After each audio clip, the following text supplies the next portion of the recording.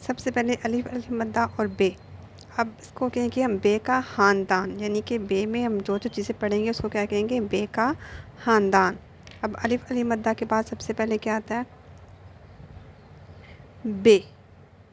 बे के नीचे एक नुक्ता। अब बे के बाद आएगा पे। पे के नीचे 3 नुक्ते। फिर आएगा ते। ते के ऊपर 2 नुक्ते। फिर आएगा टे। टे के ऊपर छोटी सी तोय। फिर आएगा हमारे पास टे के बाद से।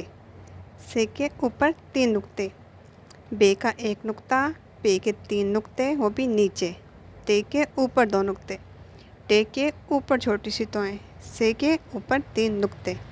इसको हम कहेंगे बे का ख़ानदान, यानी कि इनकी सबकी जो शक्ल है वो बिल्कुल इसी शेप में, यानी कि इसी शक्ल में है।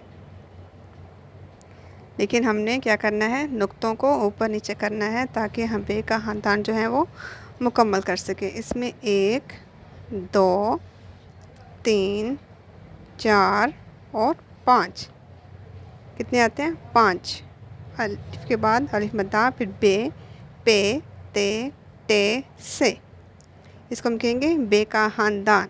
जब भी आपको क्लास में पूछें या कोई बाहर आपको कोई भी बंदा मिलता है वो आपसे पूछे कि आप कितना पढ़े हो, चाहे 1 हो 2 हो, तो आपको बे के ख़ानदान का पता होना चाहिए। अगर कोई आपसे पूछे कि बे का ख़ानदान बताएं तो फटाफट आपके दिमाग में बे के सारे अल्फाज आ जाने चाहिए, 1 से लेके 5 तक। बे, पे, ते, टे, से।